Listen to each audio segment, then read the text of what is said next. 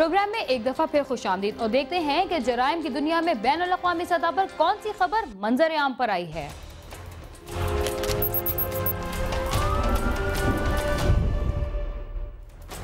Mexico में drug mafia के कब्जे से ऐसा टैंक मिला है जो उन्होंने खुद बनाया था और इसमें ऑटोमेटिक सिस्टम नस्ब था।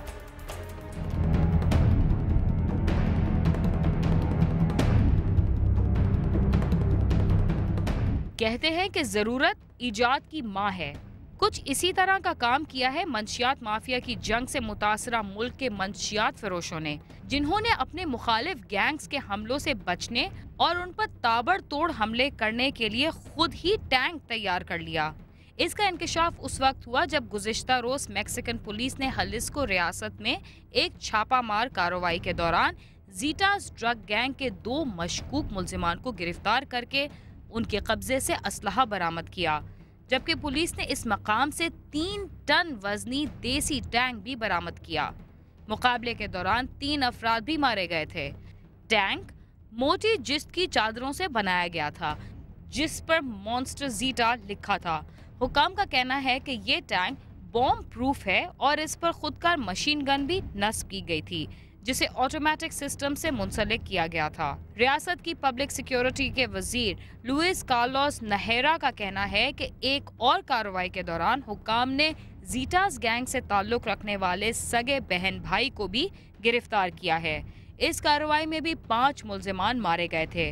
हुकाम का ये भी कहना है कि गुज़िश्ता 10 दिनों में मुख्तलिफ कार्रवाइयों के दौरान ड्रग माफिया से ताल्लुक रखने वाले 13 अफराद मारे गए और 10 गिरफ्तार भी हुए, जिनके कब्जे से भारी मिकदार में असलहा भी बरामद हुआ। जलिस्को शहर में जराइम की शरह गुज़िश्ता साल के मुकाबले में दुगनी हो गई है। हुकाम तमाम तर कोशिशों के बावजूद उन पर काबू पाने में कामयाब नहीं हो सके, जिसके बाद पुलिस और फौज ने इस इलाके में ज़ीटास गैंग के खिलाफ ऑपरेशन शुरू कर रखा है। नाजायज असलहे के इस्तेमाल की वजह से बाज़ दफा बेकसूर अफराद की जान भी चली जाती है। कसूर में एक ऐसा ही वाकया पेश आया जहां लड़ाई के दौरान होने वाली फायरिंग को देखने के लिए आने वाला नौजवान अंधी गोली का निशाना बन गया।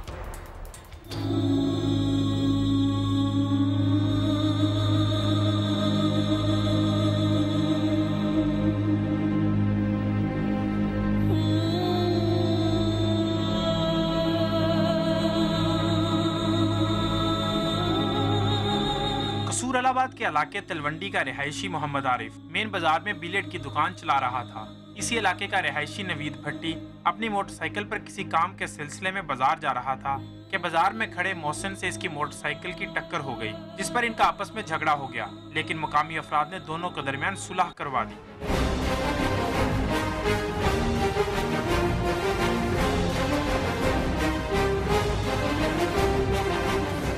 इससे कुछ ही देर बाद नवीद भट्टी अपने चंद साथियों के साथ असलहे समेत दोबारा वहां पहुंचा और गाली गलोच के साथ हवाई फायरिंग भी शुरू कर दी। इसी दौरान बाजार के कुछ अफराद मौका पर इकट्ठे हो गए और एक गोली चौक में खड़े आरिफ को जा लगी। उसे अस्पताल पहुंचाया गया, लेकिन वो जामबर ना हो सका और दम तोड़ गया।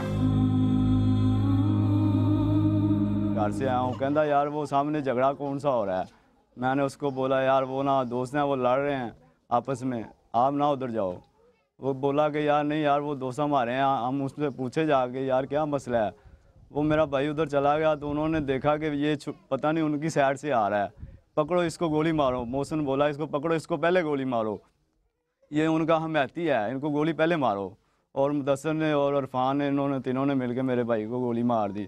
मेरा भाई मौके पे दम तोड़ गया। इसकी लड़ाई झगड़ा हो रहा था 2 आदमी और का।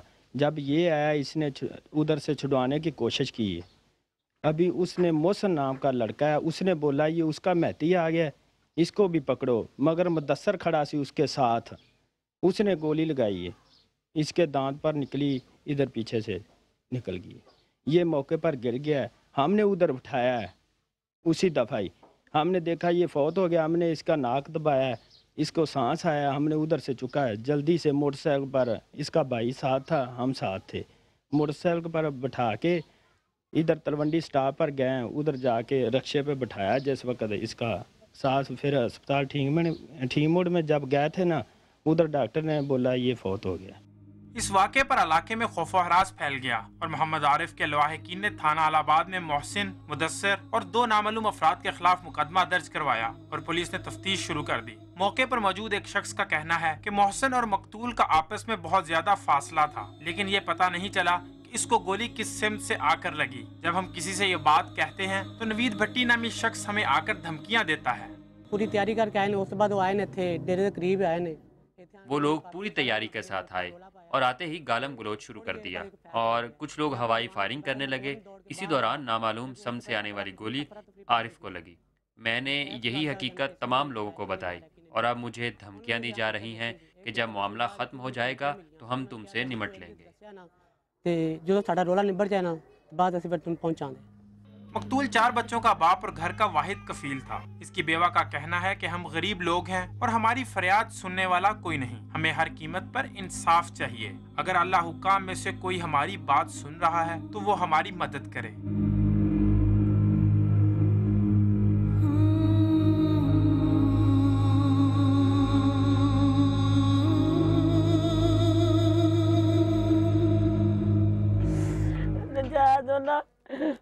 गोली ला दी, साडी किसे ना कोई दुश्मनी नहीं सी।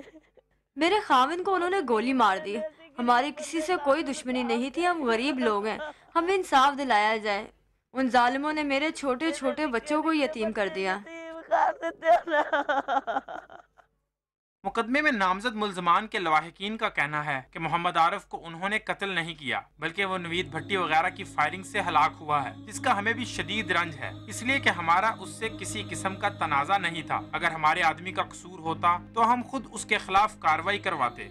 फायर हुआ जो आरिफ को लगा जी, जबकि 100-150 के करीब आदमी थे। मुदस्सिर का फायर अगर होता तो उनको लगता जिनके साथ झगड़ा था। इसके साथ झगड़ा नहीं था, इसके साथ कोई रौला नहीं था, ये पीछे खड़ा है। अगर उसका कसूर होता तो ज़रूर हम बताते कि उसकी गलती है और उसको पेश करते कि अगर उसने जो जुर्म किया है उसकी वो सज़ा पाए। मामूली इख्तलाफ पर अगर दोनों पार्टियां तहम्मुल मजाजी का मुजाहरा करती तो आज शहनाज का घर ना उजड़ता और वो अपने यतीम बच्चों के साथ इंसाफ की भीख मांगने पर मजबूर ना होती। कैमरामैन मुर्तजीज एजाज और साथी रिपोर्टर महर शफीक के साथ गालिब अब्बास, समा, कसूर।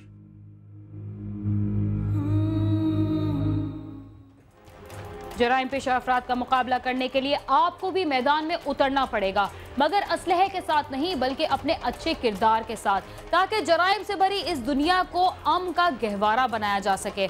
अगर आप हमसे राब्ता करना चाहते हैं तो हमारा पता है cs@sama.tv। इसके अलावा आप फेसबुक पर भी हमसे राब्ता कर सकते हैं। इसके साथ ही क्राइम सीन का वक्त खत्म हुआ। वीना खान को इजाजत दीजिए, अपना ख्याल रखिए और देखते रहिए समा।